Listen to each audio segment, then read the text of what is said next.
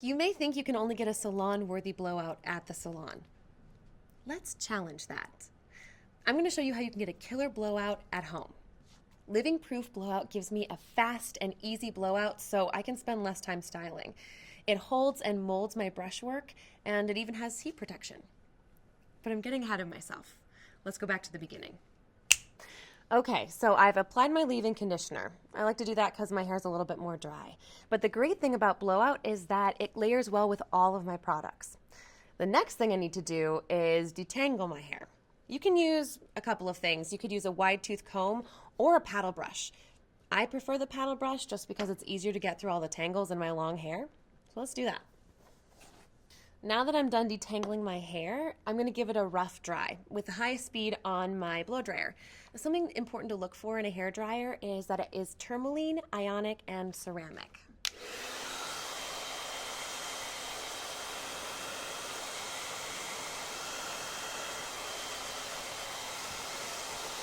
With my hair just a little damp, I'm going to section it off. Now, people use all sorts of things to hold their hair back. People use pencils or hair ties or sometimes even combs, but today I'm going to use clips. And I center right down the back here with my part. And I'm just going to pull this back so it doesn't blow all over the place while I've got the heat on. And I'm going to pull out my first section. Now, you want to make sure that your sections are no bigger than the round barrel of your brush. Now this looks a little bit big, and I'm actually going to make smaller sections as I go.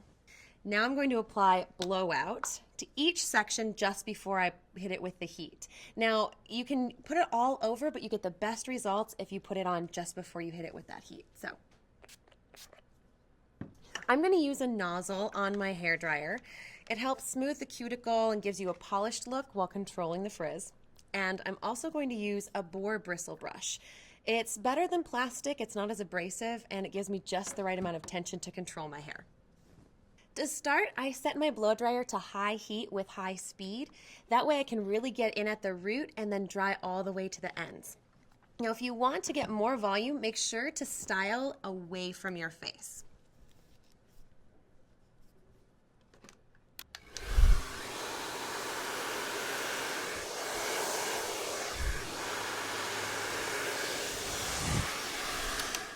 Once that section is 100% dry, I'm going to reduce the speed, keeping the heat the same. I'm going to roll the hair all the way around the brush and hit it one more time with the heat to really set the style.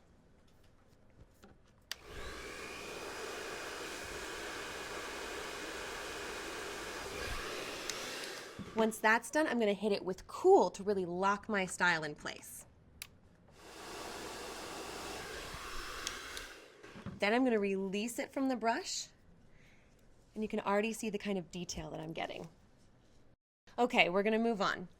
Now, if you notice that your hair is starting to get dry in any section or at any point, just get your hands wet and run them through your hair.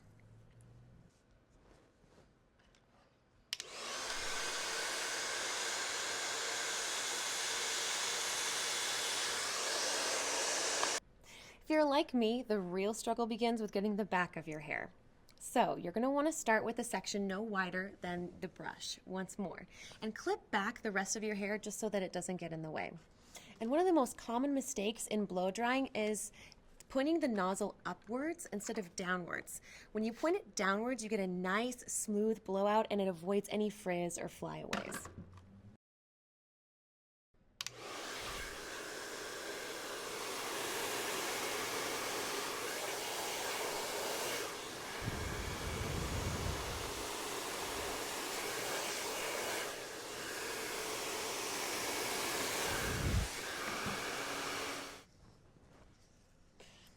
And that's it. I can use Blowout on my dry hair tomorrow to touch it up too. Just spritz over your hair and use your round brush and some heat and you're ready to go. That means I can spend less time styling and more time doing whatever I want. Science proves it, but I'm the living proof.